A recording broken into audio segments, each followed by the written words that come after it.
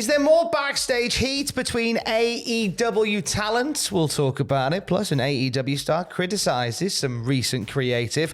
And we have injury updates on Adam Cole and Hangman Page in the wrestling news right now.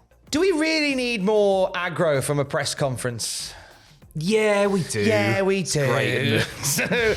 So, Jungle Boy Jack Perry eating pancakes, I believe, during his bit in the media scrum after Full Gear, was acknowledging the fact that his ring gear for his cage match against Luchasaurus was inspired by Shawn Michaels from the Hell in a Cell match at Bad Blood 97. He said it was Luchasaurus' favourite match, so it was another way to dig it into him. Man, nice. Games. Austin Gunn responded to this, saying the kid just wants to be a gun so bad, because there was obvious comparisons to their gear as well.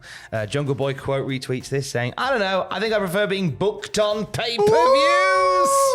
And here comes Colton Gunn with his gun blazing. Wrecks him.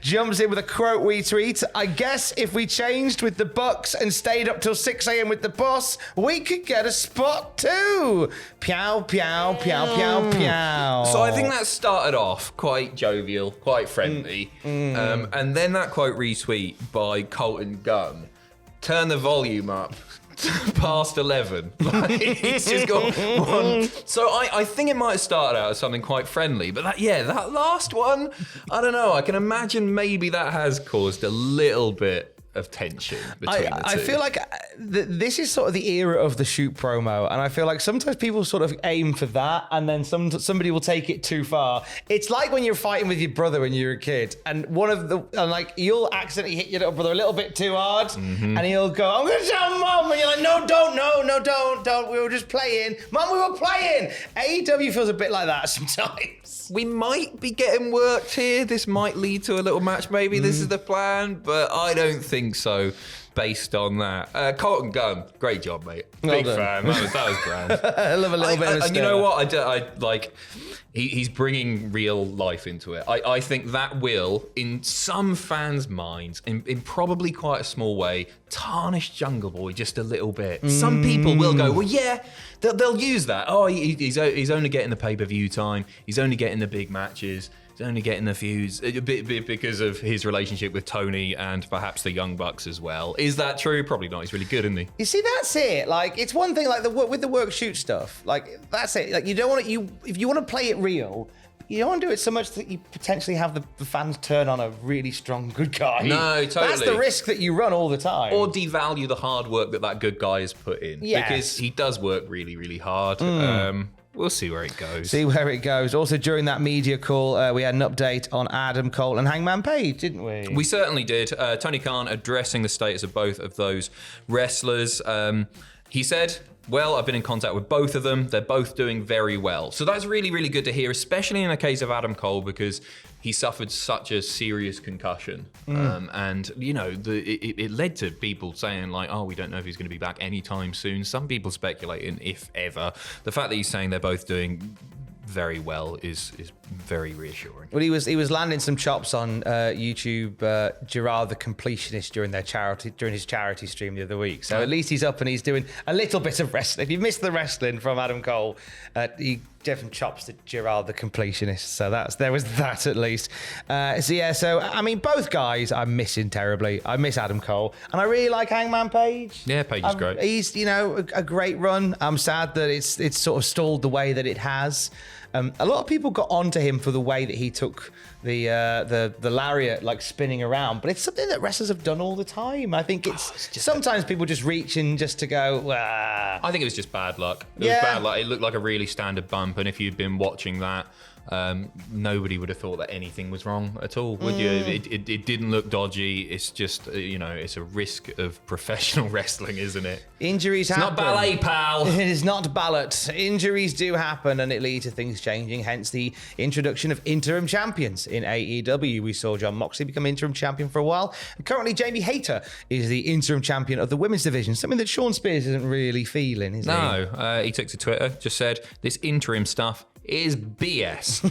You're either champion or you're not. I know that they do this in other sports and stuff, but I agree with him here. I'm kind of with him as well. Because it's just like, you're immediately viewed as a placeholder champion. There's basically, you're a champion, but there's a little asterisk there. It's in there, you know what I mean? And you're not recognised by fans as proper champion, and it's just a big distraction until the real champ, whatever we want to call it, that person comes back. So I agree, and I could do without it. You don't need to go that route either by having asterisks above names. No, you Those don't. aren't stars, they're asterisks. Bring back the whole, if you don't defend it in 30 days, you're gone. Well, you're not gone. You're not. Yeah, you're sacked. Get out. Yeah. But with the inevitable match for Jamie Hayter is Thunder Rosa. When she comes back and she's healthy, that's the inevitable match because she's still technically the lineal champion. But you could still have that feud without having to add the interim title to it. It could just be a case of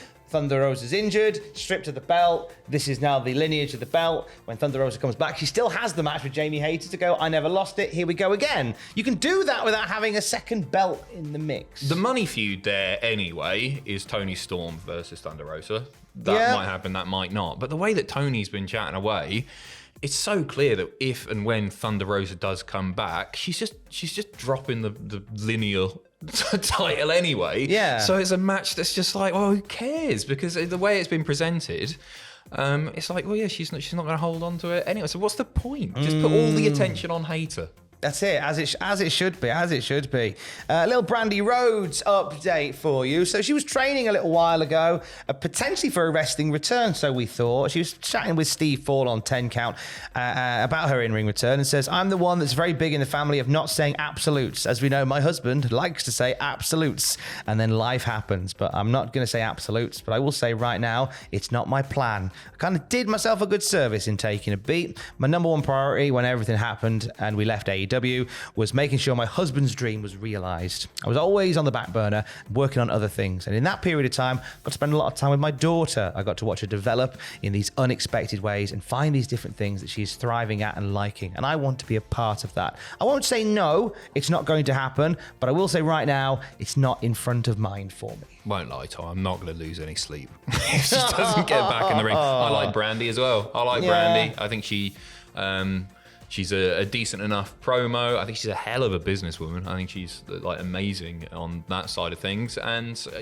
if it happens, then cool. But name a Brandi Rhodes match or feud you want to see. Next up, backstage details behind the Young Bucks' new entrance theme. This was chatted about a little bit in the scrum as well with Tony Khan, but Dave Meltzer has elaborated on things a little bit, talking about the decision to use Wayward Son by Kansas. I was singing it as I walked into the studio. Tom was singing it on his way down the stairs. I was singing it yesterday evening as I was sort of sorting stuff out from the party, just singing it to myself after I'd watched the trios match. And then this morning as Alex was getting ready, she was singing it. She goes, I hate you for that. Oh, I said, yeah, I know. Good. It's in all of our heads now. It is. Dave saying, the Young Bucks have wanted to use the song for a long time. They made that clear, actually, in a promo a while ago, didn't they? And they and their father were big fans of the song and that style of music. The thoughts by people that had to do with the situation of the past 2 months was something that they were aware of, but the decision to use the song preceded that and in actuality has nothing to do with it. The Young Bucks actually used that song as their entrance music when they did their own backyard wrestling as teenagers. Aww. So will we hear it again? Dave says the song will be their trio's entrance music. It won't be used if they're in regular tags or singles matches. Makes sense. Licensing, I imagine, for that sort of thing is quite expensive, but because of the Best of 7 series, you're going to be hearing it quite a lot, which is what Tony said at the scrum either. He was like, well, yeah, you might hear it again, you might not. I can't remember word for word. I think obviously there's a limited amount of times that you can use that. Yeah, you know what? Even if it didn't have anything to do with the punk stuff, and I don't think that many people thought it was the case, it was a return, and so do something special. Bring out the big guns. The big guns are Kansas. Yeah, obviously. Oh, it's so good, Tom. It's a nice song. It's a nice song. It really is. And you're nice for watching this. And we'll have more wrestling news throughout the day at cultaholic.com. Carry on my wayward son. And love you, bye.